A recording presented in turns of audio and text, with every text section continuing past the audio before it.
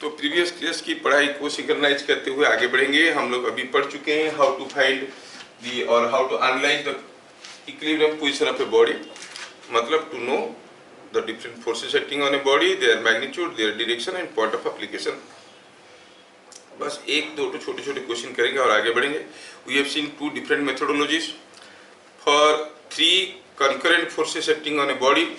The analysis can be done using Lami's theorem, and for any number of forces you can go for sigma fx is equal to 0, sigma fy is equal to 0।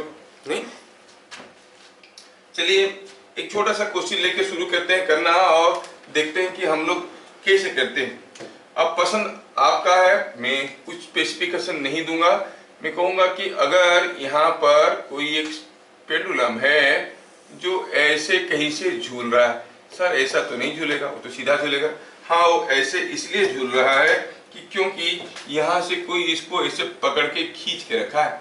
Suppose a force F push this block like this, और वो force कितना होना चाहिए कि ये block अगर मास है 4 kg तो ये ऐसे झूलेगा कि here it will make some 30 degree ऐसा। तो क्या लिखा है क्वेश्चन में, find F to hold the bob in equilibrium at the position shown. इस पोजीशन पे बॉब को रखने के लिए क्या फोर्स चाहिए। अब चॉइस आपके हैं, आप using Lami's theorem you can solve it, और using the conventional general method sigma fx 0 sigma fy equal to 0 करके भी आप कर सकते हो। चलिए आप अपनी मेथड से करिए, देयर इज नो रेस्ट्रिक्शन, कौन सा मेथड फॉलो करोगे जो आप पसंद लगेगा वही करोगे। But I start with the free body diagram से। ये जो पेंडुलम है, ये पेंडुलम बॉब है, इसके ऊपर जो फोर्सेस आ रहे हैं, एक तो मेरा फोर्स F है, एक उसका अपना वेट है। अगर ये 4 kg का मास है तो इसका वेट होगा m इंटू जी 4g और 40 न्यूटन, और ये थ्रेड है, ये थ्रेड ऐसे खींच रहा है। Yes, you are correct. तो ये हो गया हमारा टेंशन। अगर ये टेंशन है तो हम जानते हैं कि फ्री बॉडी डायग्राम कंप्लीट नहीं है, क्योंकि ये टेंशन कितना टेढ़ा है वो बताना जरूरी। Yes yes yes. तो देखिए हम कहेंगे कि ये एंगल कितना हो गया, ये टेंशन 100 डिग्री के साथ क्या एंगल कर रहा है, 60 डिग्री। नाउ एट इक्विलिब्रियम आप कहोगे sigma Fy is equal to 0 means upward force must be equal to downward force. तीन फोर्स में से अपवर्ड कंपोनेंट रखने वाली फोर्स कौन है, F है कि T है कि 4G है। No, only T is having some component in the upward direction. What is that component in the upward direction? Upward component of T is T cos theta, और ये अगर 30 डिग्री है तो हम कहेंगे T cos 30, चाहो तो आप sin 60 भी लिख सकते हो। That must be equal to downward component. Downward क्या फोर्स है, 4G। अरे यहाँ से तो T निकल गया, हमें तो चाहिए था F। तो T कितना आ गया देखो, तो T is coming out to be cos 30 is √3/2, cos 30 is √3/2, तो 2 गया तो ये हो गया 80/√3 न्यूटन। हाँ, नाउ हमें तो F चाहिए। अगेन आप जानते हो जब कोई बॉडी इक्विलिब्रियम में है सिग्मा fx भी 0 होता है। क्या मतलब है, the force towards right must be equal to force towards left, force towards right must be equal to force towards left. Towards right क्या फोर्स है, F। टुवर्ड्स लेफ्ट क्या फोर्स है, T का component, that is T cos 60। T already मालूम है, cos 60 is 1/2, तो हो गया 40/√3। The required force is 40/√3 Newton. क्या सबको समझ में आया? Yes sir. ऐसा क्वेश्चन तो आप लोग कर सकते हो, बहुत ज्यादा दिमाग लगाने की जरूरत नहीं, इतना अगर आप खुद कर सकते हो, एबिलिटी है तो बढ़िया है। And this same thing you can do using Lami's theorem also, you know, जो आपको पसंद है उस मेथड में कर सकते हो, लेकिन दोनों मेथड जानना जरूरी है। इधर क्लियर? चलिए थोड़ा आगे बढ़ते हैं और एक दो वैरायटी के क्वेश्चन पूछते हैं आपको। सपोज हम कहेंगे कि here is a pulley and suppose here is another pulley। कितना सिंपल क्वेश्चन है। यहाँ पे कोई एक ब्लॉक है वो झूल रहा है, यहाँ पे क्या हुआ है, ब्लॉक एक तो झूल रहा है।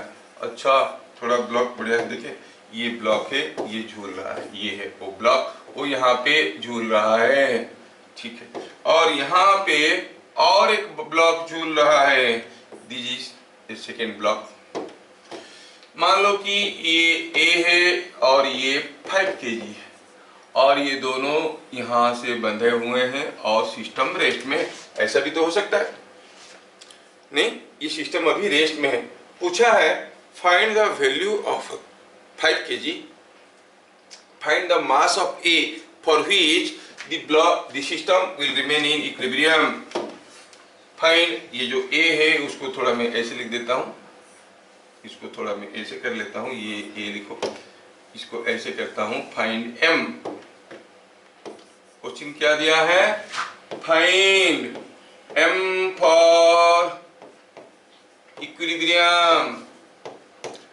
ध्यान रहे जब भी आपको पुली के बारे में कोई चीज मेंशन नहीं किया गया है, you have to assume them massless pulleys, ठीक है। क्या लिखना है, assume massless pulleys, massless pulleys. ध्यान रहे कोई पुली अगर मासलेस है, इधर 5 kg झूल रहा है, what should be the value of M for equilibrium. इस किस्म की चीजें आपको बहुत ही फ्रीक्वेंटली डील करना पड़ेगा, ठीक है। इसके लिए आपको क्या करना है बताओ, इसके लिए करना ये है कि let us start with free body diagram of 5 kg। कैसे मैं करता हूं ध्यान से देखो, वैसे ही करना, फटाफट बनेगा। Free body diagram of 5 kg, देखो तो ये हो गया आपका 5 kg का मास। ये इसके ऊपर क्या क्या फोर्सेस आ रहे हैं, थ्रेड पुल कर रहा है, थ्रेड पुल कर रहा है तो ऊपर की तरफ कर रहा है, कितने में, जितने में भी करता है उसी को टेंशन बोलते हैं। ये T, इसका अपना वेट है नीचे 5G। आप क्या कहोगे, sigma Fy is equal to 0, ये रेस्ट में है, मतलब T इज इक्वल टू कितना है, 50 न्यूटन।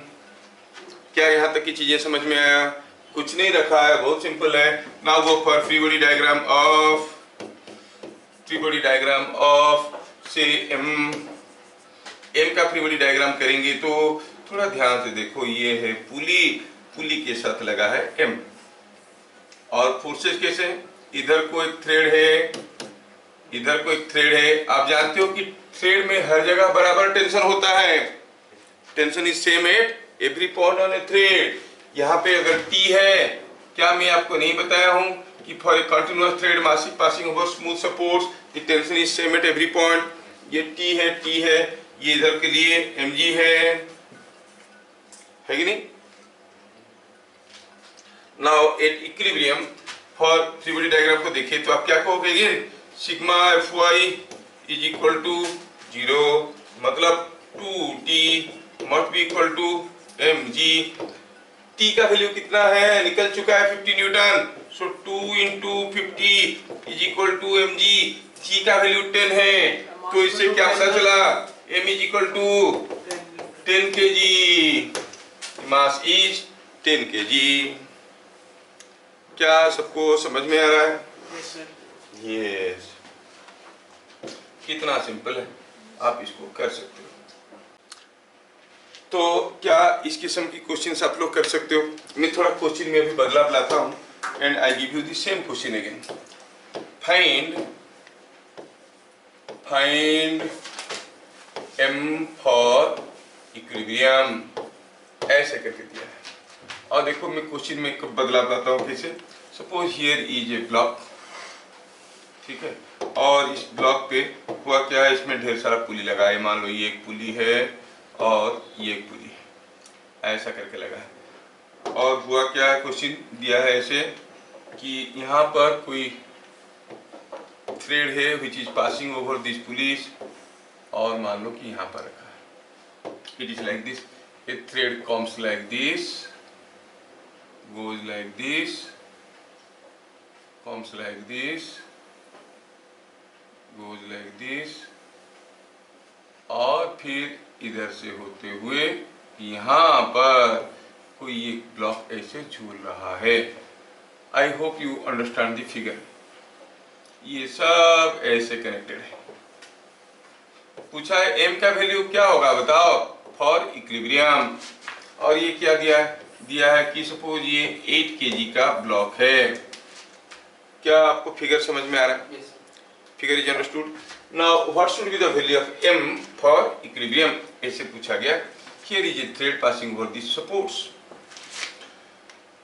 हमें m का वैल्यू चाहिए, तो फ्री बॉडी डायग्राम से पहले हम देखेंगे कि फ्री बॉडी डायग्राम ऑफ, हाँ वेरी गुड, बढ़िया, free body diagram of 8 kg कितना होगा सोचो तो भैया। Free body diagram of 8 kg कैसे करेंगे, हम वही 8 kg को लेके आएंगे। ओके, तो हम ऐसे करेंगे, ये जो फिगर है इसमें से हमें 8 kg का फ्री बॉडी डायग्राम चाहिए, तो मैं ऐसे करता हूँ, देखो मैं कैसे करता हूँ। मैं इसको यहाँ से कट कर दिया, 8 kg को फ्री कर दिया, और ये जो रह गया इधर, नहीं नहीं, अब देखो 8 kg का फ्री बॉडी डायग्राम कर रहे हैं, तो क्या दिख रहा है आपको, अगर एक थ्रेड में टेंशन T है तो थ्रेड में तो हर जगह टेंशन T ही होगा, नहीं? अगर यहाँ पे टेंशन T है तो यहाँ पे T, यहाँ पे T, यहाँ पे T, यहाँ पे T। ये 8 kg को कौन कौन थ्रेड खींच रहे हैं, ये भी खींच रहा है, ये भी खींच रहा है, ये भी खींच रहा है, ये भी खींच रहा है, you know tension at every point has to be same. तो आप कहोगे यहाँ पर भी टेंशन T है, यहाँ पर भी T है, T है, T है। यस,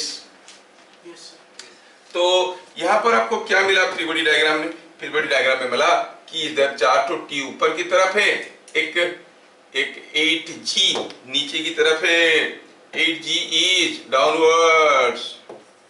तो आप कहोगे 8 equilibrium sigma Fy is equal to 0 दे रहा है, 4T is equal to, sorry 4T is equal to 8G और T is equal to 2G और 20 newton. Now free body diagram of M क्या देगा, देखो तो free body diagram of M क्या देगा। M का फ्री बॉडी डायग्राम देखिए, एक ब्लॉक है M, ऊपर की तरफ है टेंशन, नीचे की तरफ है वेट। तो again sigma Fy is equal to 0 gives you T is equal to mg, upward force must be equal to downward force। T तो ऑलरेडी मालूम है 2g, और 2g is equal to mg, मतलब m कितना हो गया 2 kg। yes, क्या सबको समझ में आ रहा है? yes, क्या ऐसा दूसरा क्वेश्चन देने से आप लोग कर लोगे? कोशिश करोगे, मैं देता हूँ एक क्वेश्चन करने के लिए, कर लोगे तो मुझे बहुत अच्छा लगेगा। Let us see if you can do.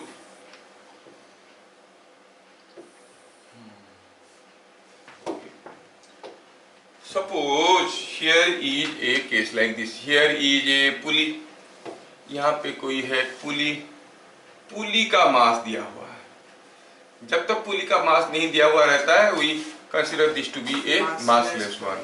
तो ये दिया हुआ है पुली का मास ऐसा है, ये गया पुली दूसरा, और यहाँ पर आने के बाद यहाँ से आया थ्रेड ऐसे, मान लो कि यहाँ से थ्रेड आया ऐसे, and suppose here is another pulley। You are given an arrangement like this। क्या दिया है क्वेश्चन में? क्वेश्चन में दिया है कि यहाँ पे 2 पुली है, पहला पुली का मास आपको दिखाई दे रहा है, ये पुली है पहला पुली, इसका मास है मान लो 4 kg, और जो दूसरा पुली है उसका मास है मान लो कि m, चलो इसका मास m है। You see the things are connected like this, find m, for equilibrium. करना क्या है? पुली मासलेस है क्या? ऊपर वाला पुली तो बंधा हुआ है, जिसके बारे में कुछ नहीं दिया आप उसको मासलेस ही मानोगे, तो ये मासलेस है और मास दिया भी रहेगा, आपको जरूरत नहीं पड़ेगा। बस याद रखना है कि when A continuous thread passes over smooth supports the tension at every point is same, है ना? ठीक है, तो आपको कहना है कि m का वैल्यू क्या होगा। ठीक है, देखो मैं कैसे करता हूं। मैं ये फिगर का एक डुप्लीकेट बनाया और मुझे क्या चाहिए था प्रैक्टिकली, मुझे चाहिए था फ्री बॉडी डायग्राम किसका, m का और 4 kg का। चलिए मैं इसको कट करता हूं, थोड़ा एक मिनट, इसको मैं कट किया यहाँ से और इसको मैं कट किया यहाँ से 2 kg। देखते हैं अब देखो मैं इसका 2 टुकड़ा किया, ऊपर वाले को लाया ऐसे, ये एक का फ्री बॉडी डायग्राम है, ये दूसरे का फ्री बॉडी डायग्राम है। I hope you understand now if the tension here is T, देखो तो ये जो पुली है इसको कितने तो थ्रेड खींच रहे हैं, ये वाला थ्रेड खींच रहा है, ये वाला थ्रेड भी तो खींच रहा है और ये भी तो खींच रहा है।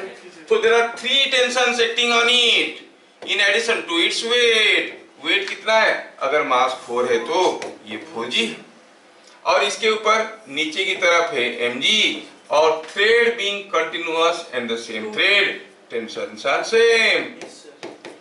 तो यहाँ पर मिला 2t इज इक्वल टू ऊपर वाली फोर्स इज इक्वल टू नीचे वाली फोर्स, नीचे को क्या है t प्लस 4g और t हो गया 4g।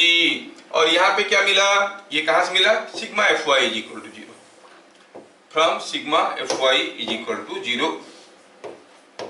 और यहाँ पर sigma fy is equal to 0 क्या देने वाला है आपको, you see this sigma fy is equal to 0 will give you कितना, upward force 2t, downward force mg, downward force is equal to upward force, t का वैल्यू 4g है, so it is 8g, मतलब m कितना हो गया 8 kg। क्यों गड़बड़ हो गया, आप ये वाला टेंशन को छोड़ दिए थे, हाँ बढ़िया, नीचे वाला टेंशन को छोड़ दिए थे, एक टेंशन छोड़ोगे खुद टेंशन में आ जाओगे। समझ में आया, ये क्या ये सबको समझ में आया? यस। चलिए अब मैं आखिरी क्वेश्चन देता हूं, फिर हम लोग आगे बढ़ जाएंगे, बड़ा इंटरेस्टिंग आर्टिकल है देखने के लिए। नेक्स्ट इज सपोज, हम कहेंगे यहाँ पे कोई एक पुली है, पुलीज आर मासलेस, और ये लगा है किसमें, लगा है किसी एक ब्लॉक के साथ ऐसा, और यहां से आया है कोई थ्रेड ऐसे, और ये लगा किसमें, ये दूसरा पुली में कनेक्टेड है, दूसरा पुली का तीसरा थ्रेड यहाँ पे लगा और ये लगा है यहाँ पे। थोड़ा ध्यान से देखना भैया, इजी क्वेश्चन नहीं है, थोड़ा टेढ़ा है, बहुत ज्यादा टेढ़ा नहीं है, फिर भी थोड़ा दिमाग लगाने की जरूरत पड़ेगा। सारा स्टेटमेंट को देखते हुए हम लोग करेंगे, समय की कमी है, मैं करूंगा, आप लोग थोड़ा देखो, इसको देख लो। क्या पूछा है, पूछा है कि जो अरेंजमेंट है ये ऐसे झूल रहा है, बताओ m for equilibrium, find m for equilibrium. हाँ ये बात है, assume pulleys to be massless, pulley massless है, पुली का कोई मास नहीं है, to be massless, pulleys massless है। हाँ ठीक है, तो शुरू हो जाते हैं, हमें निकालना m का वैल्यू फॉर इक्विलिब्रियम। बस आपको यहाँ पे एक चीज समझ में आ जाना चाहिए कि इससे पहले जो क्वेश्चंस थे वो सारा क्वेश्चन और इसमें अंतर क्या है। उसमें सेम थ्रेड था, एक ही थ्रेड था, इधर उधर फंसा हुआ था, नहीं इसके पहले वाले में सेम थ्रेड था, इधर उधर फंसा हुआ था, लेकिन अब वाले केस में आप देखो यहां से शुरू हुआ एक थ्रेड जो यहाँ पे खत्म हो गया, यहां से शुरू हुआ दूसरा, ये यहाँ पे खत्म हुआ, अलग अलग थ्रेड है। सेम थ्रेड में हर जगह टेंशन 30 बराबर होता है। अगर हम कहेंगे इस पॉइंट का टेंशन T1 है तो इस पॉइंट के भी टेंशन T1 ही होगा, क्योंकि कंटिन्यूअस थ्रेड है। लेकिन क्या ये पॉइंट और ये पॉइंट का टेंशन बराबर होंगे? नहीं। अगर ये पॉइंट का टेंशन निकाल नहीं होगा तो ये T1 से कुछ अलग होगा, T2। तो यहाँ पे कितना होगा? यहाँ पर भी T2। समझ में आ रहा क्या? In a continuous thread passing over smooth supports tension is same at every point, but here there are two different threads. 6 kg? Yes, you are correct. बढ़िया है, बढ़िया है। देखो दिमाग लग गया उसका, जिसका दिमाग चल गया बस खत्म, वो तो कर लेगा। समझ में आ गया। देखो पहला आंसर दे चुका है। 2 kg के फ्री बॉडी डायग्राम में जाया जाए। Free body diagram of 2 kg तो क्या मिलने वाला है? 2 kg का फ्री बॉडी डायग्राम करेंगे तो क्या मिलेगा आप कहोगे? ये है, अब थोड़ा इधर से लिखते हैं, ऊपर से जगह की कमी तो यहाँ पे लिखते हैं। आप कहोगे 2 kg का फ्री बॉडी डायग्राम दिखने में 2 kg कुछ ऐसा है, और इसके ऊपर जो फोर्स आ रहे हैं वो ग्रेविटी के लिए है 2g, और ऊपर की तरफ खींचने वाली फोर्स T2। जब तक आप मुंह खोल के बोलोगे नहीं और प्रोसेस में इन्वॉल्व नहीं होगे, उतारते रहोगे, तो क्या होगा? कुछ समझ में नहीं आएगा। मुंह खोल के बोलोगे तो इन्वॉल्वमेंट बढ़ेगा। तो क्या पता चला? यहाँ पर सिग्मा Fy = 0 आपको क्या देने वाला है? बोलिए। T2 = 2g, है ना? Yes sir. ये T2 हो गया 2g। चलिए, अब ये जो एक पुली था, इस पुली के बारे में सोचते हैं। अगर ये सब कुछ इक्विलिब्रियम में है तो पुली भी तो रेस्ट में होगा। तो आप कहेंगे free body diagram of pulley P। इस पुली P को देखो तो भैया, क्या कोई मुझे बताएगा पुली P के फ्री बॉडी डायग्राम में कितने ठो फोर्स दिखेंगे? 1 2 3 4। 4 कैसे दिखेगा? पुली मासलेस है, उसका वेट नहीं है। 3 दिखेगा। ये वाला थ्रेड इसको खींच रहा है, T2 इसको खींच रहा है, और ये वाला थ्रेड ये भी खींच रहा है, और ये वाला थ्रेड ये ऊपर की तरफ खींच रहा है। हाँ, ये तो समझ में आया। और कोई फोर्स है क्या? हाँ, उसका वेट होता, लेकिन दिया गया है कि assume it to be massless। 3 forces है। तो ये पुली भी इक्विलिब्रियम में है। अगर ये पुली भी इक्विलिब्रियम में है तो सिग्मा Fy = 0 से आपको क्या मिलेगा? T1 = twice of T2। क्या मेरी बात समझ में आया? और T2 था 2g, तो ये हो गया 4g। लेकिन जरूरत की चीज तो निकला नहीं सर, इधर उधर की चीजें निकल रहे हैं। क्या जरूरत का चीज था? To find the value of m। Go for free body diagram of m का फ्री बॉडी डायग्राम करते हैं। चलिए शुरू कर लेते हैं, देखते हैं। अब तो शायद सबका बन भी गया होगा। m का फ्री बॉडी डायग्राम लिखते हैं। Free body diagram of m। ठीक है भाई, ये m है, ये है m। इसको लाओ नीचे, यहाँ पे रखो। इसके ऊपर क्या क्या फोर्स है? पहला तो इसका वेट है mg, और क्या है? यहाँ पे कोई थ्रेड खींच रहा है। Thread can always pull. Thread हरदम पुल ही करता है, कभी पुश नहीं कर सकता। तो कितने जोर से खींच रहा है? ये T1 में। और ये थ्रेड भी खींच रहा है क्या? हाँ, भी खींच रहा है। कितने में? T2 में। सो क्या और कोई अलग फोर्स है? नहीं। यस। तो सिग्मा Fy = 0 क्या देगा आपको? mg downward force = T1 plus T2। T1 कितना था? 4g। T2 कितना था? 2g। जोड़ो तो क्या मिलेगा? Yes, 6g। बढ़िया, देखा वो कितना जल्दी बना दिया। क्या मैं सबको ठीक ठाक समझा पाया हूँ? Yes sir. Yes. So the mass must be mg is 6g। मतलब m कितना है? m is 6 kg। तो अगर 6 kg का मास होगा तो ये अरेंजमेंट रेस्ट में रहेगा। ठीक है?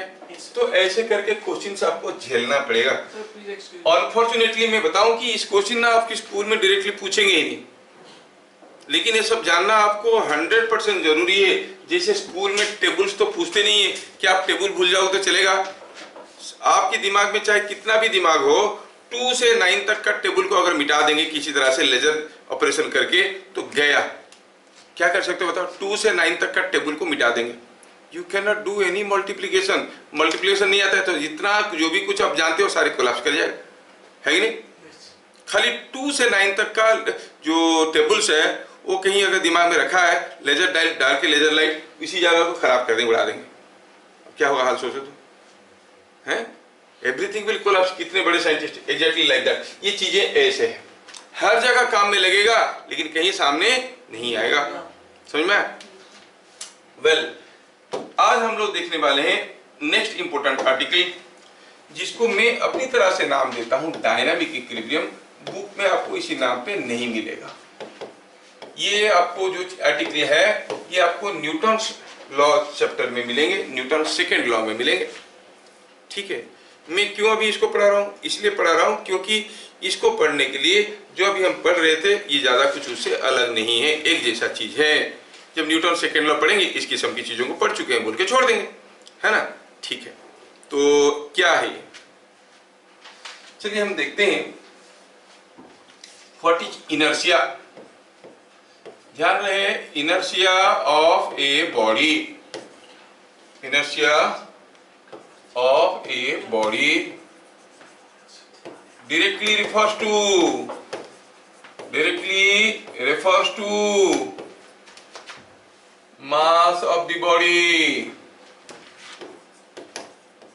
ध्यान रहे, more mass more inertia। और inertia क्या है? It is a property by virtue of which a body tries to maintain its state of rest or of motion।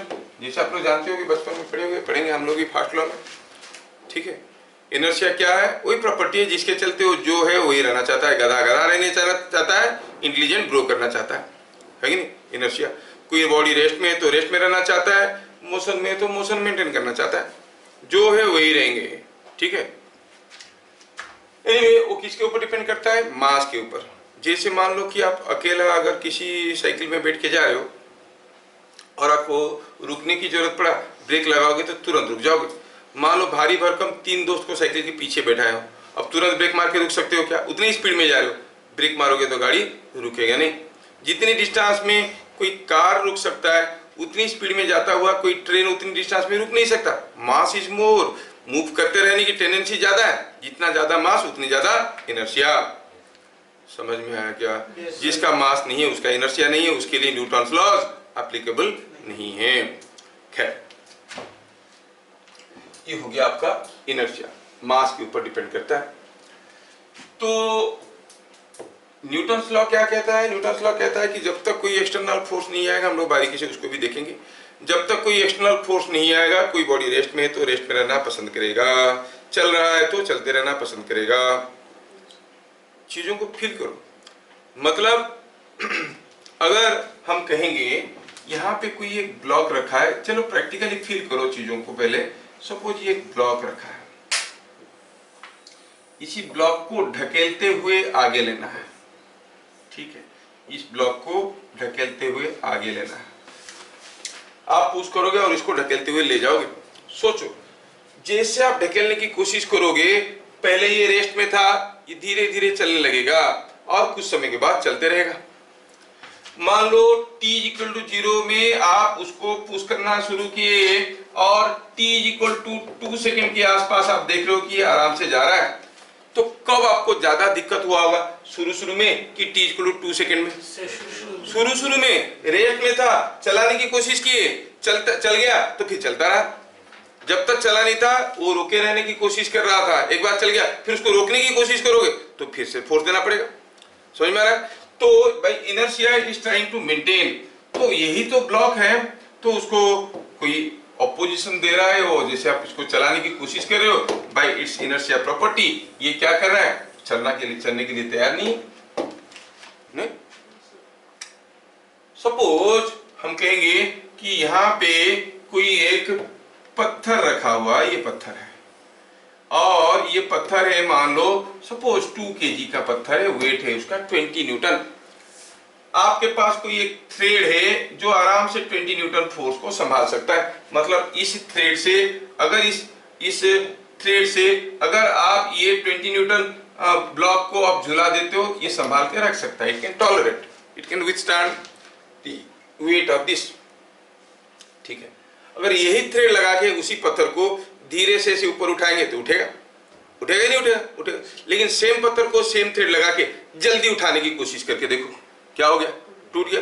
अब धीरे उठाओ या जल्दी उठाओ, ग्रेविटी वाला फोर्स तो 2G ही है, लेकिन एक केस में टूट रहा है, दूसरे केस में टूट नहीं रहा है। वो क्या है, द टेंडेंसी, जो जाने के लिए पसंद नहीं करता था, रेस्ट में था तो रेस्ट रहने की कोशिश कर रहा था, अब जबरदस्ती उठाने की कोशिश की तो वो उसको रोकने की कोशिश कर रहा है। समझ में आ रहा है क्या? ये पेन मेरे हाथ पे है, मैं हाथ को धीरे से लाया, मेरे हाथ के साथ आया। लेकिन अगर मैं हाथ को सडनली नीचे ले आऊंगा, you see the pen leaves my hand, ये मेरे हाथ को छोड़ दिया। क्यों छोड़ दिया भाई? पेन मेरे हाथ को क्यों छोड़ दिया? अब मैं हाथ धीरे से लाता हूं तो मेरे साथ आता है, जैसे मैं हाथ को छोड़ देता, पेन को हाथ को जोर से नीचे खींच लाता हूं, पेन मेरे हाथ को छोड़ देता है। क्योंकि इनर्शिया प्रॉपर्टी के चलते वहीं पर रुके रहना चाहता है गधा है। हम हाथ नीचे रहते मेरे साथ जाना चाहिए, अकड़ दिखाता है, वही रुक जाता है, बाद में देखता है कि हाथ निकल गया, बेचारा मर गया करके गिरता है कि नहीं? पहले मेरे हाथ के साथ आता था, धीरे धीरे लाते थे, उसको पता नहीं चलता था। इनर्शिया क्या है कि it will strongly oppose any change in state of rest और मोशन। क्या इनर्शिया फीलिंग आ रहा है क्या? कोई पेस्ट्रीज है, उस पेस्ट्रीज को अगर आप धीरे से उठाओगे तो शायद खा पाओगे, जल्दी उठा के खाने की कोशिश करो, वही टूटा रह जाएगा। नहीं, तकलीफ क्या हो रहा है? वही बात हो रहा है। स्कूल में तो इनर्शिया बताते हो, गाड़ी बॉस वाले ब्रेक लगाते हैं, आप आगे की तरफ झुक जाते हो, नहीं, और एक्सीलरेट करते पीछे की तरफ झुक जाते हो, वो सब सही है। लेकिन ढंग से समझो होता क्या है। होता यह है कि वो ब्लॉक एक एक्स्ट्रा फोर्स फील करता है। जब हम इस ब्लॉक को इसी थ्रेड से जल्दी से उठाने की कोशिश कर रहे हैं तो हम देख रहे हैं कि थ्रेड टूट रहा है। मतलब in addition to the weight there is another force which is opposing this motion. तो लगेगा कि as if the block is experiencing a force. कब होता है? When you try to change the state of rest और motion.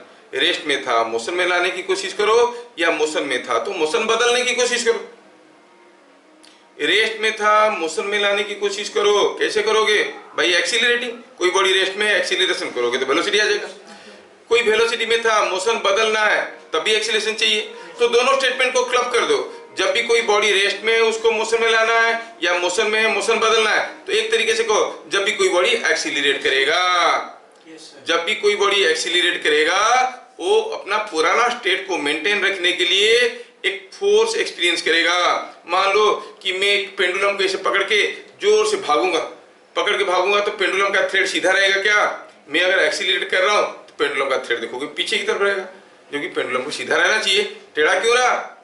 क्योंकि वो हरदम पीछे ही रहना चाहता है, मैं इसको जबरदस्ती खींच के आगे लेने की कोशिश कर रहा हूँ। So remember, whenever a body accelerates it experiences a force of और ए सीडो फोर्स और इनर्शिया फोर्स, जो कि सचमुच में नहीं है। आप बोले ना, जब बॉस सडनली आगे की तरफ चलने लगा हम पीछे की तरफ गिर जाते हैं। अरे ऐसा कुछ नहीं होता है।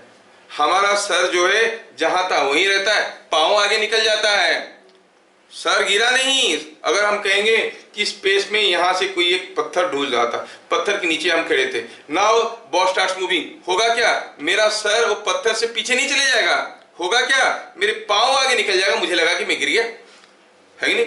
लगता है कि मैं गिर जाता हूं, लगता है कि मुझे कोई खींच लिया पीछे से, जबकि कोई पीछे से खींचा नहीं। ये वाला हिस्सा ऊपर रह गया, वो वाला हिस्सा नीचे से निकल गया। सिमिलरली जब ब्रेक लगाते हैं तो पांव जहां था वही रह गया, आगे वाला ऊपर वाला हिस्सा चल रहा था तो चलता रहा, तो आगे निकल गया, तो आगे की तरफ गिर गया। लगता है कि कोई पीछे से धक्का दे दिया। मतलब जब कोई मान लो कि ये कोई एक पेंडुलम है और किसी एक कार के अंदर मान लो कि झूल रहा है, और सपोज कार ड्राइवर क्या किया, अब ये क्या किया, भूम करके एक्सीलरेट किया। बताओ ये पेंडुलम ऐसे रहेगा कि आगे की तरफ रहेगा कि पीछे की रहेगा? ये पूरा रेस में गाड़ी दबा के लेने लगा है, कौन सा पोजीशन में रहेगा? 1 2 3 में रहेगा। मतलब देखो तो जब ये एक्सीलरेशन आगे की तरफ हुआ, पेंडुलम पीछे की तरफ, अगर ये भुक करके ब्रेक लगाएगा, पेंडुलम किधर जाएगा? आगे की तरफ कि पीछे की तरफ? वो आगे की तरफ। मतलब जब एक्सीलरेशन इधर को होगा, ब्रेक लगाएगा मतलब रिटार्डेशन। एक्सीलरेशन इधर को होगा, पेंडुलम आगे जा रहा है। एक्सीलरेट करेगा तो पीछे जा रहा है। मतलब the pendulum is experiencing a force in the opposite direction of acceleration। ये समझना है। ये जो फोर्स एक्सपीरियंस कर रहा है, सचमुच में कोई फोर्स है क्या? हाँ, आप बस में खड़े थे, सडनली बस चलने लगा, आप पीछे गिर गए, अब पूरे कौन खींचा, गाली करो, कोई खींचा क्या? कोई नहीं खींचा, आपको लगा कि कोई खींच रहा है, तो ये झूठ मूठ का फोर्स है, because of inertia only you are getting this force.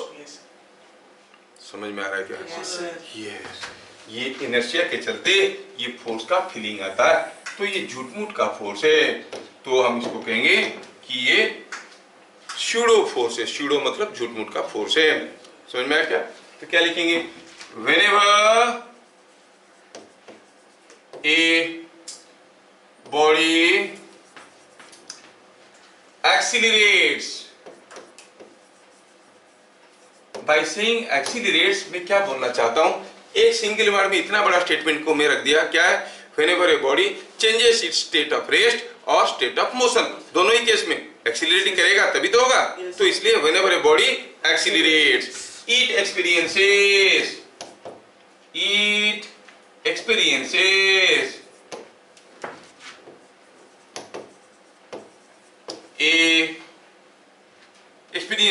an inertia force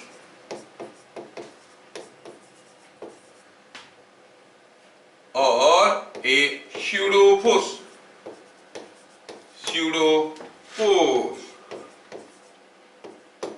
जब भी कोई बॉडी एक्सीलरेट करता है वो एक झूठ मूठ का फोर्स अपनी इनर्शिया के चलते फील करता है। जैसे दिमाग में आया फोर्स, 3 क्वेश्चन आएंगे, मैग्नीट्यूड क्या होगा, डायरेक्शन क्या होगा, पॉइंट ऑफ एप्लीकेशन क्या होगा, ये जानना है। तो लिखेंगे डायरेक्शन क्या होता है, इज ऑपोजिट टू एक्सीलरेशन। देखा ना, कार आगे जा रहा था, एक्सीलरेट कर रहा था, तो पेंडुलम पीछे की तरफ जा रहा था, ऑपोजिट टू एक्सीलरेशन। मैग्नीट्यूड कितना है, मैग्नीट्यूड इज m इंटू ए, जितना ज्यादा मास उतना ज्यादा inertia, mass into acceleration is the magnitude. Point of application क्या है, पॉइंट ऑफ एप्लीकेशन क्या है, सेंटर ऑफ मास। कहां पे आता है, इट्स सेंटर ऑफ मास। बस ये चीज आपको समझ में आना जरूरी है।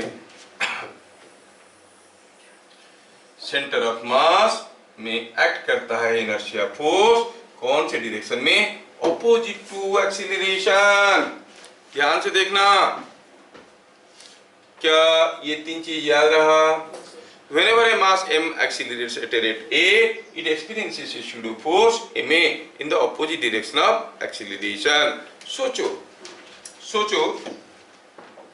ये जो मान लो कि यहाँ पर कोई एक बॉटल है, थोड़ा इमेजिन करो, ये बॉटल है और ये जो बॉटल है इसमें कुछ पानी उनी रखा हुआ है। I am giving U A typical case, make use of your own understanding and experiences. ये कोई एक बॉटल है, अब ऐसा क्या हुआ कि 2 बॉटल था, किसी कार की फ्लोर पे 2 बॉटल रखे गए थे, पहला बॉटल ये है, दूसरा ये है। एक में क्या हुआ है, एक में हुआ यूं है कि ये बॉटल जो है यहाँ पर पानी मान लो यहाँ तक भरा हुआ है, तो यू से ये पर क्या रखा है, पानी, वाटर इज समवेयर, और इसमें दूसरे केस में पानी रखा है ये वाला। अब दोनों केस में सोचो कि देयर इज सम वाटर। अब ये दोनों रखे कहाँ, ये रखे हैं कार के अंदर। अब सडनली कार चलना शुरू किया, करके गया, तो फिर क्या, ओह कार गंदा हो गया, अरे कार थोड़ा डैमेज हो गया। ये है हमारा कार। अगर ये कार अभी घूम करके एक्सीलेट कर गया आगे, तो कौन सा बोतल पहले गिरेगा, ए और बी? ए पहले गिरेगा, किसी को लग रहा है? तुम लोगों को क्या लग रहा है? ग्रुप कर दिया, कौन गिर गया, ए गिरेगा कि बी गिरेगा? मास से मतलब नहीं है भैया। देखो यहाँ पे जो फोर्स आएगा कहाँ पे आएगा, प्लास्टिक बोतल है तो मास तो उसका नेग्लिजिबली स्मॉल है, पानी का मास है, इसका सेंटर ऑफ मास कहाँ है, यहाँ है, तो यहाँ पे फोर्स आएगा। दूसरे केस में फोर्स कहाँ से आएगा, यहाँ से आएगा। सोचो ये दो बोतल रखे हुए हैं, एक बोतल को हम यहां से पुश किए, वो गिरेगा कि यहां से पुश करेंगे तो गिरेगा? ऊपर से पुश करेंगे तो पहले गिरेगा, तो ये वाला बोतल पहले गिर जाएगा। वही मैं आपको फील करवाने की कोशिश कर रहा हूं कि it will get the force at the centre of मास। समझ में आ रहा है? This force always acts at the centre of मास। आप में से काफी लोगों की बुक में ये नहीं है, ये स्यूडो फोर्स वाला कंसेप्ट नहीं दिया है, लेकिन इसको लेके न्यूमेरिकल्स कितने आसानी में बन जाते हैं। अगर हम कहेंगे कि ये कार कुछ एक्सीलरेशन ए में आगे जा रहा है और इसके पास जो मास है स्मॉल एम है, तो ये फोर्स होगा एम ए, या इसके पास अगर कैपिटल एम है, ये फोर्स होगा एम ए। समझ में आ रहा है क्या? So the pseudo force acts in the opposite direction of acceleration. Magnitude होता है M A, acts at the point centre of mass. ये पेन मेरे हाथ पे था, अब सोचो, दिमाग लगाओ, जब मैं हाथ को खींचा, पेन मेरे हाथ को क्यों छोड़ दिया? जैसे मैं हाथ को खींचा एक्सीलरेशन ए में, ठीक है, मान लो कि मेरा एक्सीलरेशन था 2 मीटर पर सेकेंड स्क्वायर, तो पेन के ऊपर स्यूडो फोर्स आएगा, कितना आएगा? 2 into M, M A 2 into M, लेकिन पेन का वेट कितना है? G into M, 10 M. 10 M बड़ा है, 2 एम छोटा है, तो 10 एम इसको बैठा के रखा और आ गया। अगर मेरा हाथ का एक्सीलरेशन 15 मीटर पर सेकेंड स्क्वायर है, 15 मीटर पर सेकेंड स्क्वायर ऐसे खींच लिया, तो क्या हुआ? स्यूडो फोर्स कितना हुआ? M A, M into 15, weight कितना हुआ? एम जी, एम इंटू 10, तो स्यूडो फोर्स वेट से ज्यादा हो गया कि नहीं हो गया? जैसे ज्यादा हो गया छूट जाएगा, नहीं छूट गया। एक बार छूट जाने के बाद क्या एक्सीलरेशन है? जी, इट इज फॉलिंग फ्री। जब तक मेरे हाथ पे था एक्सीलरेशन हो रहा था। क्या मेरी बात समझ में आ रहा है? ये बात है। कोई वजनदार चीज आप लेके खड़े हो, सोचो कौन सा केस में आपको ज्यादा तकलीफ होगा? कोई वजनदार पैकेट को आप लेके खड़े हो, हाथ को ऐसे करने में ज्यादा तकलीफ होगा कि हाथ को ऐसे नीचे लाने में ज्यादा तकलीफ होगा? ऊपर लेने में कि नीचे लेने में? कहां लेने में? ऊपर लेने में कि नीचे लेने में तकलीफ होगा? ऊपर लेने में। अगर पकड़ के रखे हो हाथ को, ऐसे थोड़ा नीचे करने में कोई तकलीफ नहीं। क्यों बताओ? जैसे आप हाथ को नीचे किए, आप हाथ को एक्सीलरेट किए, पैकेट के ऊपर एक फोर्स आया M A opposite to its weight, weight नीचे की तरफ था, तो किसी का वेट नीचे की तरफ है, उसके ऊपर की तरफ एक फोर्स आएगा तो उसको हल्का लगेगा। जब हाथ को ऊपर करने की कोशिश किए, वेट तो था ही, ऊपर करने की एक्सीलरेशन के कारण नीचे की तरफ आया स्यूडो फोर्स, mg के साथ उ भी जुड़ गया, दोनों मिलकर मेरे को दबाने लगे, तो मेरे को ज्यादा फोर्स फील हुआ, mg plus ma। Are you getting? ये बात है।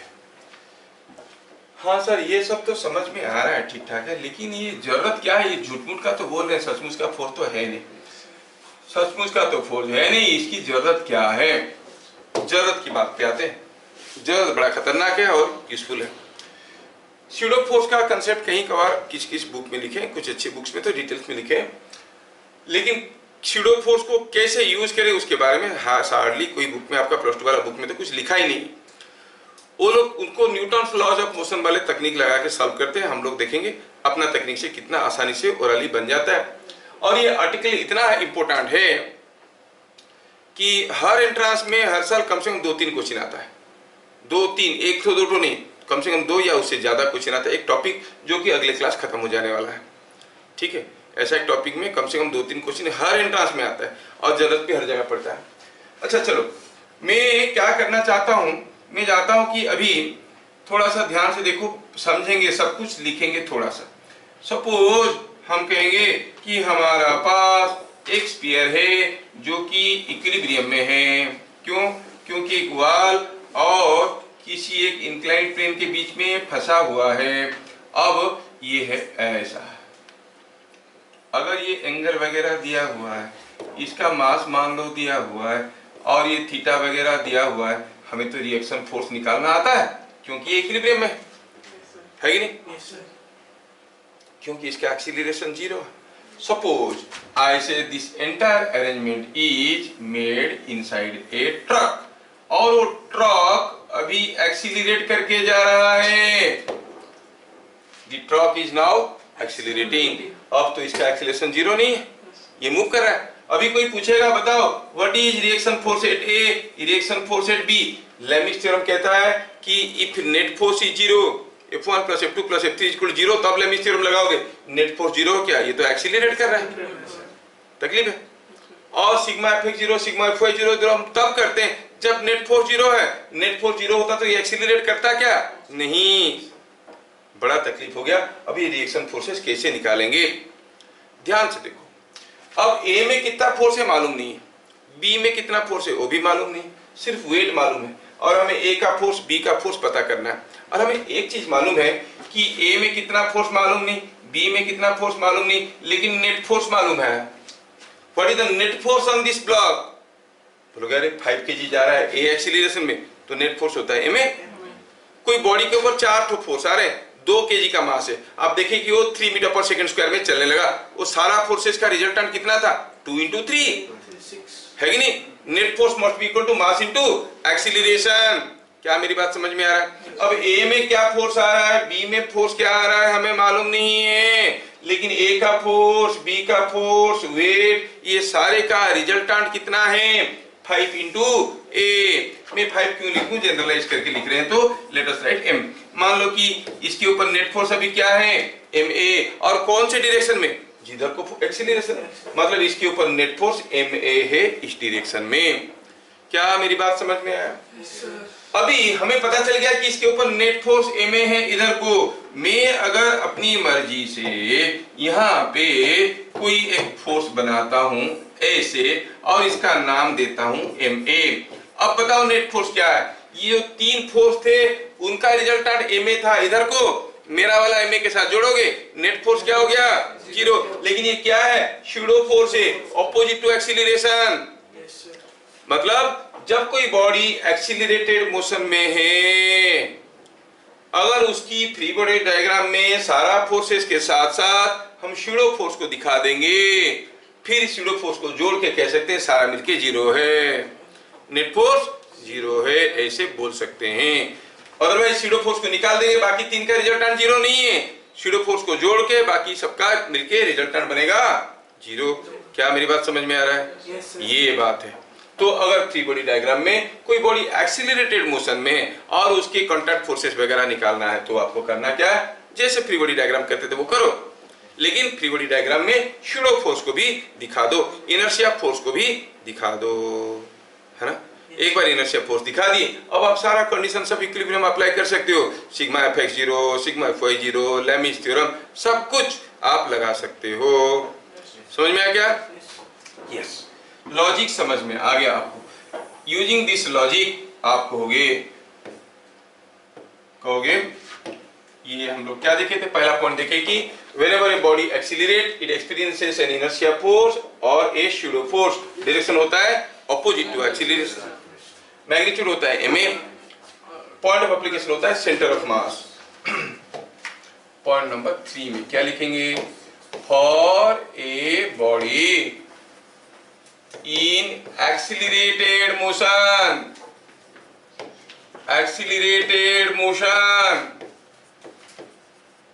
if the pseudo force or inertia force is taken into account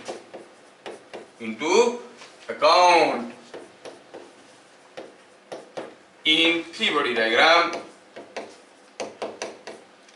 in addition to all external forces। Free body diagram में सारा एक्सटर्नल फोर्सेस दिखाते थे। So in addition to all external forces if the pseudo force is taken into account then we can apply all conditions of equilibrium, all conditions of equilibrium, all conditions of equilibrium हम apply कर सकते हैं। all conditions of equilibrium मतलब sigma Fx is equal to 0 कर सकते हैं, sigma Fy 0 कर सकते हैं, सिग्मा Fx 0, सिग्मा Fy भी 0 कर सकते हैं, सिग्मा Fx भी 0 कर सकते हैं, और लेमिस थ्योरम लगा सकते हैं, सारा चीज कर सकते हैं। You can apply all these formulae those who are applicable for the conditions when net force is 0। क्योंकि स्यूडो फोर्स को अगर फ्री बॉडी डायग्राम में ले लेते हैं तो नेट फोर्स 0 हो ही जाता है। समझ में आया क्या? यस। चलिए आपको बढ़िया से समझाने के लिए मैं एक छोटा सा एग्जाम्पल लेता हूं। ठीक है, मैं पूछूं कि ये कोई एक पेंडुलम था, किसी एक कार में झूल रहा था। अब पता चला कि पेंडुलम टेढ़ा दिख रहा है। पेंडुलम सीधा रहना चाहिए। कोई चलती हुई कार में ये पेंडुलम ऐसे दिख रहा है, छत से झुलाया गया। क्या आप लोग अपना दिमाग लगा के बोल सकते हो कार तो चल रहा है, किधर चल रहा है? Upward, downward, towards right, towards left, किधर को एक्सीलरेट कर रहा है? ये राइट को एक्सीलरेट कर रहा है, एक्सीलरेट कर रहा है। पूछा है फाइंड द एक्सीलरेशन, ये तो समझ में आया। पूछा बताओ कितने एक्सीलरेशन में जाएगा? ये पेंडुलम इतना टेढ़ा होकर रह जाएगा। What is the acceleration of the What is the acceleration of the car? क्या बात समझ में आ रहा है? Yes, sir. What is the acceleration of the car? Right? A pendulum is suspended. Is suspended in a car. Find acceleration of car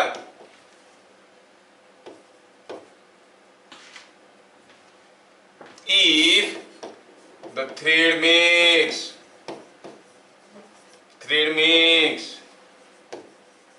theta, angle theta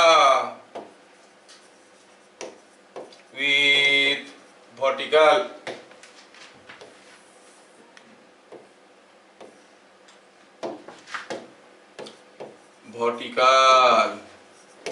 ये हो गया क्वेश्चन। क्या हम ये केस में सिग्मा f(x0) सिग्मा f(y0) कर सकते हैं? नहीं। देखो तो इसके ऊपर एक अगर फ्री बॉडी डायग्राम किया जाए, free body diagram of bob, mass कितना है वो तो दिया नहीं है, मास भी नहीं दिया। क्या करे अब, मास भी नहीं दिया, हर जगह देता था, अब यहाँ पे मास भी नहीं दिया। एनीवे अब क्या दिया है देखो तो, एक थ्रेड है, पक्का ये थ्रेड इसको पुश कर रहा होगा कि पुल कर रहा होगा? पक्का पुल कर रहा होगा, कोई भी फोर्स में कर रहा होगा, कॉल इट टी। और कुछ तो मास होगा यार, ऐसा नहीं कि मास नहीं है, कुछ तो होगा, call it mg। Free body diagram में दो ही फोर्स आया, एक कॉन्टैक्ट फोर्स, एक फील्ड फोर्स। बोल रहा है कि in the free body diagram you have to incorporate the pseudo force also. अगर ये एक्सीलरेट कर रहा है ए में तो इसके ऊपर स्यूडो फोर्स आएगा। स्यूडो फोर्स किधर को आएगा? अपवर्ड और डाउनवर्ड। देखो acceleration is towards right, pseudo force किधर को आएगा? Opposite to acceleration means towards left. और स्यूडो फोर्स का मैग्नीट्यूड कितना होगा? m into a, नहीं, और कहाँ करेगा? At the centre of mass. So free body diagram में हम सारा एक्सटर्नल फोर्स के साथ साथ ये एक्सटर्नल फोर्स है, ये एक्सटर्नल फोर्स है, स्यूडो फोर्स को भी दिखा चुके हैं। अच्छा, स्यूडो फोर्स को भी दिखा चुके हैं, तब हम कंडीशंस ऑफ इक्विलिब्रियम लगा सकते हैं। Can we not apply conditions of equilibrium? अब हम यहाँ पे कंडीशंस ऑफ इक्विलिब्रियम क्या है? सिग्मा f(x0) को, सिग्मा f(y0) को, या लेमिस थ्योरम को, कुछ भी लगा सकते हो। आपको कौन सा पसंद है? Sigma f(x0), sigma f(y0), Lami's theorem. करना क्या है? हमें ए निकालना है। ए मालूम नहीं है, फाइंड द एक्सीलरेशन पूछा है, ए निकालना है। अब अपनी मर्जी से करो, मैं अपनी मर्जी से करते हैं, तो हम दोनों अपनी अपनी मर्जी के महाराज हैं। चलिए, दिया है कि जो टी है वो टी है, वो वर्टिकल के साथ थीटा एंगल कर रहा है, तो ये एंगल थीटा है। एट इक्विलिब्रियम, कौन सा इक्विलिब्रियम? क्या बॉडी इक्विलिब्रियम में? नहीं, ये तो एक्सीलरेट कर रहा है, तो इस इक्विलिब्रियम को हम कहेंगे dynamic equilibrium. At dynamic equilibrium, sigma F Y is equal to 0 क्या देगा? कौन बताएगा मुझे? Sigma F Y is equal to 0 क्या देने वाला है? What result I am likely to get here? Upward force is equal to downward force. काफी बच्चे मुंह बंद करके बैठे हैं, बोलने के लिए पैसा लेंगे। हाँ बोलो, sigma F Y equal to 0, upward force क्या है? T cos theta is equal to 0. T cos theta equal 0 क्यों होगा? टी कॉस थीटा समझ में आया। T cos theta is okay, ये अपवर्ड फोर्स है और डाउनवर्ड नीचे की तरफ क्या फोर्स है? M G. हाँ, ये हो गया इक्वेशन 1। देखो इसमें से क्या जानकारी है? ना हमें m मालूम है, ना हमें t मालूम है, कुछ जानकारी नहीं है। हमारे क्वेश्चन में तो दिया है सिर्फ theta. Your answer must be only in terms of theta, और कुछ भी डाटा नहीं दिया है। बड़ा खतरनाक है। अच्छा ठीक है, sigma fy is equal to 0 क्या देगा? Force towards right is equal to force towards left. Right को क्या फोर्स है? t का ये वाला कंपोनेंट, नहीं क्या है वो? t cos 90 minus theta.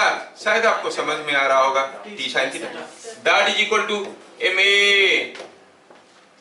हुआ क्या? तो आपके पास दो इक्वेशन आके पहुंचे। क्यों? इक्विलिब्रियम की कंडीशंस कैसे अप्लाई कर दिए? बॉडी एक्सीलरेटेड मोशन में था, फिर भी कर दिए। हाँ, फिर भी कर दिए। क्यों? क्योंकि हम फ्री बॉडी डायग्राम में सारा एक्सटर्नल फोर्स के साथ साथ स्यूडो फोर्स को भी दिखा चुके हैं। समझ में आ रहा क्या? स्यूडो फोर्स को दिखाने से नेट फोर्स क्यों 0 हो रहा है समझ में आ रहा? क्योंकि बाकी सारे मिलके एमए क्रिएट कर रहे थे इधर को, हम दे दिए स्यूडो फोर्स, नेट बन गया 0। स्यूडो फोर्स है, झूठ-मूठ का फोर्स है, सचमुच का कोई फोर्स नहीं है। बढ़िया। तो अब ये दोनों को डिवाइड कर दो ना, इक्वेशन 1/2 क्या मिलेगा? t तो t से कैंसिल हो जाएगा, क्या मिलेगा? इक्वेशन 2 बाई इक्वेशन 1 कितना हो गया देखो तो 30/30 कर देंगे। Sine theta by cos theta क्या होगा? tan theta. और इधर क्या हो जाएगा? ma by mg is a by g। तो what is the acceleration? g tan theta, and that is what is the answer. The car must be moving with an acceleration g tan theta. क्या समझ में आ रहा है कैसे हो रहा है चीज? मैं इसलिए इसको स्टैटिक इक्विलिब्रियम के साथ पढ़ाया, मतलब जो कर रहे थे वही करेंगे। फ्री बॉडी डायग्राम में सारा एक्सटर्नल फोर्स के साथ साथ स्यूडो फोर्स को दिखा देना। एक बार स्यूडो फोर्स को दिखा तो आपका काम बन गया। समझ में आया? बढ़िया। चलिए ये वाला क्वेश्चन को देखते हैं। A man is standing on a weighing machine inside a lift. आदमी लिफ्ट के अंदर है, weighing machine के ऊपर खड़ा है ना? अच्छा। Find reading in the weighing machine if the lift is moving up with acceleration 2 meter per second square, moving down with acceleration 3 meter per second square, moving up with constant velocity 1 meter per second, moving down with retardation 1 meter per second square. ध्यान से देखना बेटा। कोई आदमी weighing machine के ऊपर खड़ा है, वो भी लिफ्ट के अंदर। वेइंग मशीन में कितना रीडिंग आएगा? जब हम किसी वेइंग मशीन में खड़े होते हैं, वेइंग मशीन क्या रीडिंग देता है? क्या देता है? हमारा वेट। नो, ये गलत है। वेइंग मशीन हमारा वेट का रीडिंग नहीं देता है। मान लो मैं किसी एक वेइंग मशीन पे खड़ा हुआ हूँ और एक डंडे से छत को पुश कर रहा हूँ, क्या रीडिंग वही निकलेगा? बढ़ेगा कि घटेगा? बढ़ेगा। तो मेरा वेट तो वही रहा, छत्ते को पुश कर रहा हूँ। नहीं, वो क्या देता है? मैं कितनी जोर से दबा रहा हूँ मशीन को, उसका रीडिंग देता है। मैं जितने जोर से मशीन को दबाऊंगा उतना ज्यादा रीडिंग निकलेगा। ये बात सही है कि नहीं? Yes, sir. मैं जितने जोर से दबाऊंगा, for every reaction the machine will also give a reaction. इसका मतलब हमारे ऊपर जो नॉर्मल रिएक्शन आ रहा है, ये ध्यान रखना, यही नॉर्मल रिएक्शन है, द रीडिंग। तो ये पहले आप दिमाग में रखो कि reading in the machine is same as क्या है? is same age normal reaction on the man, normal reaction on man। मतलब हर केस में हमें रीडिंग पूछा गया है तो हम हर केस में क्या करेंगे? we'll try to find out the normal reaction on the man। Her case में आदमी के ऊपर क्या नॉर्मल रिएक्शन आ रहा है देखने की कोशिश करेंगे, क्योंकि आदमी जितना दबाएगा उतना नॉर्मल रिएक्शन पाएगा। ये बात सबको समझ में आया? चलिए, अगर ये समझ में आया तो पहला केस देखते हैं। Let us see the first case. क्या दिया? लिफ्ट कैसे जा रहा है, किधर जा रहा है? लिफ्ट किधर जा रहा है? पहला केस में ये ऊपर जा रहा है 2 मीटर पर सेकंड स्क्वायर में, ठीक है। पहला केस में लिफ्ट ऊपर जा रहा है, ध्यान से देखो। अब ऊपर जा रहा है तो ये आदमी लिफ्ट के अंदर होते हुए ये भी ऊपर जा रहा है। आपको दिखाना है कि इसके पास एक एक्सीलरेशन है, कैसा है? ऊपर की तरफ। चलिए पहले हम इसका फ्री बॉडी डायग्राम करते हैं। फ्री बॉडी डायग्राम में we show all contact forces. एक तो नॉर्मल रिएक्शन हमें पता करना है, दूसरा हुआ उसका वेट क्या है? 50 केजी का आदमी है, 50 केजी का आदमी है, तो वेट होगा 50g, होगा कि नहीं होगा? लेकिन ये एक्सीलरेटेड मोशन में है, एक्सीलरेटेड मोशन में है तो हमें क्या करना पड़ेगा? शैडो फोर्स को दिखाना पड़ेगा। क्या कोई मुझे बताएगा इस आदमी के ऊपर जो शैडो फोर्स आने वाला है वो आगे की तरफ इधर राइट को होगा कि लेफ्ट को होगा कि ऊपर होगा कि नीचे होगा? Shadow force will B downward, क्योंकि एक्सीलरेशन ऊपर है तो शैडो फोर्स डाउनवर्ड हुआ। कितना? एम कितना है? 50 केजी, 50 इंटू ए हुआ क्या? अब थ्री बॉडी डायग्राम में दोनों एक्सटर्नल फोर्स के साथ साथ मैं शैडो फोर्स को दिखा दिया हूं। मैं कंडीशंस ऑफ इक्विलिब्रियम लगा सकता हूं। I can say sigma Fy is equal to 0. Now I can say sigma Fy is equal to 0. तो upward force must be equal to downward force. R is equal to 50A plus 50G. है कि नहीं? 50A plus 50G. A कितना है? 2 metre पर second square. और तो ये हो गया 50 इंटू 2 प्लस 50 इंटू 10। क्या बात समझ में आ रहा है? Is it understood? तो कितना हो गया ये? कितना हो गया? 600 न्यूटन। तो पता चला कि R the normal reaction of the man is 600 newton. तो रीडिंग कितना आएगा? 600 न्यूटन। आया समझ में? ओके। दूसरे केस में कहा जा रहे हो? दूसरे केस में कहा जा रहे हो? नीचे जा रहा है विथ 3 मीटर पर सेकेंड स्क्वायर, नीचे जा रहा है। वही है वो आदमी जो नीचे की तरफ जा रहा है, लेकिन अब इसके ऊपर शैडो फोर्स कुछ बदल जाएगा। अब ये आदमी नीचे जा रहा है, ये वाला शैडो फोर्स काम नहीं करेगा। आदमी नीचे जा रहा है एक्सीलरेशन ए में जिसका वैल्यू 3 है, तो शैडो फोर्स किधर को होगा? ऊपर की तरफ कि नीचे की तरफ? ऊपर की तरफ होगा। नहीं, ऊपर की तरफ होगा तो कर दो ऊपर की तरफ। ऐसे कितना होगा? इसके ऊपर होगा m इंटू ए और 50 इंटू ए। फिर से sigma Fy is equal to 0 करो। क्या मिल रहा है? देखो तो, upward force must be equal to downward force. Upward force is equal to downward force. Upward force है R and 50A। R plus 50A is equal to 50G। हुआ क्या? A का वैल्यू, सॉरी 5 पे लिख दिया हूं, ये 50A नहीं, R plus 50A is equal to 50G। A का वैल्यू कितना है? 3 मीटर पर सेकेंड स्क्वायर। नीचे जा रहा है तो कितना हो जाएगा? R plus 150 is equal to R plus 150 is equal to 500। क्या R का वैल्यू आप बता सकते हो कितना आएगा? कितना आएगा? 350 न्यूटन्स। बढ़िया है। तो अब रीडिंग में क्या आएगा? 350 न्यूटन्स का रीडिंग आएगा, क्योंकि A का वैल्यू 3 था। क्या सबको समझ में आ रहा है? Is it understood to everyone? Yes, sir. Yes, ये समझ में आ रहा है। चलिए, ये सबको समझ में आ गया। अब जिसको आता है वो हाथ उठाना अगले क्वेश्चन में। अगले क्वेश्चन में क्या दिया है? वही आदमी है ऑप्शन सी में, वही आदमी है लिफ्ट के अंदर खड़ा है और वही मशीन के ऊपर खड़ा है। दिया है कि उसका अपना रिएक्शन तो है ऊपर की तरफ R जो रीडिंग है, और उसका अपना वेट भी तो है 50G, और दिया है कि वो आदमी कहाँ जा रहा है? Is going up with constant velocity 1 metre पर सेकेंड। ऊपर जा रहा है कांस्टेंट वेलोसिटी में 1 मीटर पर सेकेंड में। हाथ उठाना है आपको। कौन बताएगा शैडो फोर्स किधर को है? Upward, downward, towards right, towards left? हाथ उठाओ, किसको आता है? शैडो फोर्स किधर को होगा? नहीं होगा, क्योंकि एक्सीलरेशन नहीं है, कांस्टेंट वेलोसिटी है। No shadow force when it is moving with constant velocity. क्या है एक्सीलरेशन? 0।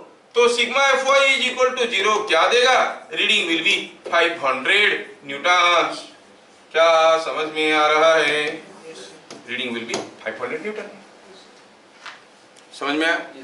एंड लास्ट केस क्या दिया है कि ये लिफ्ट, अब वो आदमी लिफ्ट के अंदर तो खड़ा है, गोइंग मशीन के ऊपर खड़ा है, और क्या दिया है, lift is going down, lift is going down with retardation 1 metre पर सेकंड स्क्वायर। नीचे की तरफ रिटार्डेशन है 1 मीटर पर सेकंड स्क्वायर, मतलब ऊपर की तरफ, नीचे की तरफ रिटार्डेशन है, मतलब एक्सीलरेशन किधर को है, ऊपर की तरफ 1 मीटर पर सेकंड स्क्वायर का। क्या ये बात समझ में आ रहा है? Yes sir. नीचे की तरफ रिटार्डेशन मतलब ऊपर की तरफ acceleration, acceleration is a vector. Yes sir. ये समझ में आ गया। अब स्यूडो फोर्स में क्या क्या दिखाएंगे, स्यूडो फोर्स तो आएगा इसके ऊपर ऐसे, इसके एडिशन टू दैट इसका वेट भी आ रहा होगा और उसका रिएक्शन फोर्स भी तो आ रहा होगा। ये 50G है, स्यूडो फोर्स है 50A। फिर से sigma Fy is equal to 0 करो तो क्या हो जाएगा, आप कहोगे R reading is equal to 50G plus 50A। A का वैल्यू दिया है 1 मीटर पर सेकंड स्क्वायर, तो ये बन गया 550 न्यूटन। क्या आपको समझ में आया? Yes sir. ये सारा चीज को वो लोग अपना न्यूटन्स लॉज ऑफ मोशन में करवाएंगे, ठीक है। Net force is equal to mass into acceleration लगा के करेंगे। वो बोलेंगे हमारे पास न्यूटन फर्स्ट लॉ है, न्यूटन सेकंड लॉ है, न्यूटन थर्ड लॉ है। आप क्या कहोगे, मेरे पास मार नहीं, ये हमारा तो इसमें सारा बन जाता है नहीं? तो उनके पास कुछ भी रहे, हमको कोई फर्क नहीं पड़ता है। चलिए अगला क्वेश्चन देखते हैं। Let's see the next question. छोटा सा क्वेश्चन दे रहा हूं, सोचो और बताओ कि यहां पे कोई एक ब्लॉक रखा है ऐसा वाला, बगल में और एक ऐसा वाला ब्लॉक रखा हुआ है, ठीक है, और ये दोनों किसी एक स्मूथ सरफेस पे रखे हुए हैं। ऐसा है स्मूथ सरफेस, इसी स्मूथ सरफेस पे ये रखे हुए हैं और दिया है इस ब्लॉक का मास है 2 kg और ये ब्लॉक का मास है 3 kg। ध्यान रहे ये स्कूल एग्जाम के अलावा बहुत सारे एंट्रांसेस में आ चुका है क्वेश्चन। प्रीवियस ईयर क्वेश्चन देखोगे, इसे 2 ब्लॉक 3 ब्लॉक वाला काफी क्वेश्चन में आ चुका है एग्जाम में। क्या दिया है इसमें, दिया है कि यहाँ पर कोई आदमी इसको पुश कर रहा है विथ फोर्स ऑफ से 20 न्यूटन, कोई फोर्स 20 न्यूटन का उसको पुश कर रहा है। तो जब वह आदमी 2 kg को पुश करेगा, 2 kg 3 kg को पुश करेगा, फिर दोनों मिलके चलेंगे। क्वेश्चन है find with what force 2 kg pushes 3 kg, कितना फोर्स में 2 kg 3 kg को पुश कर रहा है। और क्वेश्चन ऐसे आएगा find reaction force between blocks, ये दोनों ब्लॉक के बीच में क्या रिएक्शन फोर्स है। क्वेश्चन समझ में आया, क्वेश्चन समझ में आ गया। अभी अगर मैं 3 kg को चलने नहीं देता, पहले इमेजिन करो, सॉल्यूशन तो करेंगे। मान लो मैं 3 kg को यहाँ पर किसी एक वाल की सपोर्ट से रोक दिया और 3 kg नहीं जा सकता। मैं 20 न्यूटन क्या 200 न्यूटन लगाऊं तब भी कुछ भी नहीं चलेगा। Yes sir. जब कुछ भी नहीं चल रहा है तब रिएक्शन फोर्स क्या होगा दोनों के बीच में, सोचो सोचो, दोनों के बीच में रिएक्शन फोर्स कुछ होगा। मतलब अभी 2 kg 3 kg को कोई फोर्स में पुश कर रहा होगा। सोचो कि आप यहाँ पे खड़े हो, आपके सामने आपका एक दोस्त खड़ा है और उसके सामने कोई एक पहलवान दोस्त आपको अगेंस्ट ए वॉल पुश कर रहा है, तो आपको कुछ फोर्स का फीलिंग हो रहा है, वो जोर से दबा रहा है तो ये आपको दबा रहा है, कुछ फोर्स फीलिंग हो रहा है। सपोज वॉल निकल गया, अब हम पुश करेंगे, पुश करेंगे तो दोनों ढकेलते हुए निकल जाओगे। कौन सा केस में आपको ज्यादा दर्द होगा, जब वॉल है और कोई पुश कर रहा है कि वॉल नहीं है और कोई पुश कर रहा है? वॉल है तो, वॉल है तो ज्यादा फोर्स आएगा, यस सर। वॉल नहीं है तो कम फोर्स आएगा। अच्छा वॉल है तो कितना फोर्स आएगा, देखो ये 20 न्यूटन फोर्स से पुश कर रहा है, ये मूव नहीं कर रहा है, मतलब ये ब्लॉक इसके ऊपर एक रिएक्शन फोर्स तो दे रहा होगा और ये ब्लॉक मूव नहीं कर रहा है, मतलब रिएक्शन कितना है 20। ये इसके ऊपर 20 न्यूटन दे रहा होगा, ये भी इसके ऊपर 20 न्यूटन दे रहा होगा। कब, जब वॉल है, कुछ मूव नहीं कर रहा है। Yes sir. लेकिन जब वॉल नहीं है तब हाल क्या है, चलो देखते हैं। हम वॉल नहीं है की बात करें, ठीक है, वॉल नहीं। अब जैसे ये ढकेलने लगेगा पक्का ये सिस्टम चलने भी लगेगा। ये चलने लगा किधर, इधर को, कुछ तो एक्सीलरेशन में जाएगा, कितना एक्सीलरेशन मालूम नहीं है, लेकिन कुछ ना कुछ तो एक्सीलरेशन होगा। एक्सीलरेशन ऑफ ब्लॉक्स कैसे निकालेंगे? निकालने का तरीका हुआ नेट फोर्स बाय मास। ये पूरा जो दो ब्लॉक है उनको कौन ढकेल रहा है? नेट फोर्स क्या है? 20 न्यूटन का है, ये चल रहा है, तो it is net force by net mass. पूरे कहो तो driving force by driven mass. अच्छा, ये नेट फोर्स कितना है? 20 न्यूटन का। नेट मास कितना है? 2 + 3, it is coming out to 4 metre पर सेकंड स्क्वायर में। चलिए एक्सीलरेशन पता चल गया। अब मुझे रिएक्शन फोर्स चाहिए दोनों के बीच में, ठीक है। किसी एक का फ्री बॉडी डायग्राम करो। चलो मैं 3 kg का फ्री बॉडी डायग्राम करता हूं, दोनों का करके दिखाता हूं। Free body diagram of 3 kg।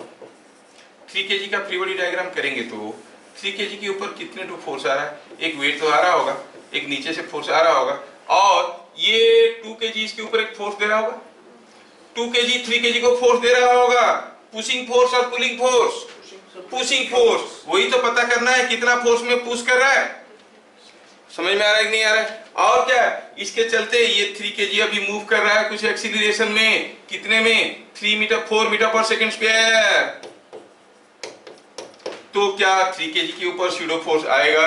आएगा। कैसे? Opposite to acceleration. कितना? 3 × a, it will be coming out to be 3 × a। a तो 4 है, नहीं है कि नहीं? हमें R पता करना है। क्या कोई मुझे बताएगा? मुझे यहाँ पर क्या कंडीशन देखना है? सारा एक्सटर्नल फोर्स के साथ साथ मैं स्यूडो फोर्स को दिखा चुका हूँ, और मुझे R पता करना है। मैं कौन सा इक्वेशन को लूंगा? सिग्मा fx 0 कि सिग्मा fy = 0? सिग्मा, अरे सिग्मा fx लेंगे तो क्या मिलेगा? इधर का force must be equal to इधर का फोर्स। कितना है? a का वैल्यू 4 था, सो इट इज 12 न्यूटन। सो दोनों के बीच में फोर्स क्या है? 12 न्यूटन। लेकिन जब ये वाल था, दोनों के बीच में फोर्स क्या था? 20 न्यूटन। अभी फोर्स कम हो गया। आप कहोगे सर आपको पता कैसे चला कि 3 kg का फ्री बॉडी डायग्राम लेना है? अरे कुछ पता होता नहीं चलता, किसी का भी ले लो काम बनता है। Suppose instead of taking 3 kg मैं क्या करता हूँ? 2 kg का फ्री बॉडी डायग्राम लेता हूँ। ले लो, देखो सेम आंसर आ रहा है क्या? Free body diagram of 2 kg करके देखेंगे तो 2 kg के ऊपर क्या कोई बताएगा मुझे कितने ठो एक्सटर्नल फोर्स है 2 kg के ऊपर? How many external forces? एक तो मैं पुश कर रहा हूँ, एक तो उसका वेट है, दूसरा एक रिएक्शन है, 3, और इधर से भी एक रिएक्शन दे रहा होगा। There are 4 external forces. अच्छा, तो एक तो है 20 न्यूटन वाला, एक तो है उसका वेट, एक है नीचे का रिएक्शन फोर्स, और ये 3 kg 2 kg को पुश कर रहा है कि पुल कर रहा है? पुश कर रहा है। अच्छा, तो वो पुशिंग फोर्स ही तो पता करना था, लेकिन ये बॉडी इक्विलिब्रियम में नहीं है, ये एक्सीलरेट कर रहा है। क्या एक्सीलरेशन में? 4 मीटर पर सेकंड स्क्वायर इधर को, तो स्यूडो फोर्स किधर को आएगा? Pseudo force will be in which direction? Opposite to acceleration. 2 kg का मास इधर को ढकेले जा रहा है एक्सीलरेशन a में, तो इसके ऊपर स्यूडो फोर्स आएगा 2a। आएगा कि नहीं आएगा? खत्म। अभी मुझे R चाहिए, मैं क्या करूंगा? सिग्मा fy = 0 कि सिग्मा fx = 0? क्या करूंगा? सिग्मा fx = 0 करो तो R का वैल्यू पता चल जाएगा। आप कहोगे सिग्मा fx = 0, क्योंकि सारा एक्सटर्नल फोर्स को साथ साथ मैं स्यूडो फोर्स को दिखा चुका हूं। मैं कहूंगा R = R इधर को है, R = क्या? R + 2a इधर को फोर्स क्या है? 20। तो यहां से R का वैल्यू क्या आया? देखो तो a का वैल्यू था 4, a का वैल्यू था 4, तो R + 8 = 20। R हो गया 12 न्यूटन। किसी के भी फ्री बॉडी डायग्राम करो, you are getting the same thing. क्या बातें समझ में आ रहा है? तो दोनों के बीच में क्या रिएक्शन फोर्स है हम ऐसे पता कर सकते हैं, है ना? ठीक है। अभी आपको थोड़ा दिमाग लगाना है और बताना है ये क्वेश्चन का आंसर, और इसको चैनल में देना है। कौन से केस में दोनों ब्लॉक के बीच में एक कीड़ा है? सपोज हम कहेंगे यहाँ पर एक ब्लॉक है। I am giving U a figure, interesting reasoning वाले फिगर मैं आपको दे रहा हूं कि यहाँ पर कोई एक ब्लॉक है, ठीक है। यहाँ पर कोई एक दूसरा ब्लॉक है, ठीक है, और ये दोनों ब्लॉक के बीच में एक कीड़ा है, ये कीड़ा मर गया बेचारा दोनों के बीच में, ठीक है। अब इस कीड़े को आप इधर से फोर्स दोगे, आप दे रहे हो, मान लो कि ये ब्लॉक का मास दिया हुआ है, ये दिया है 3 kg और ये दिया है 4 kg, और आप दे रहे हो फोर्स मान लो 28 न्यूटन का फोर्स। ये केस में कीड़े को ज्यादा दर्द होगा कि, मैं केस बदल देता हूं, इन हिच केस कीड़े को ज्यादा दर्द होगा, जिस केस में उसके ऊपर ज्यादा फोर्स आएगा। मैं इधर से 28 न्यूटन दे रहा हूं, इन विच केस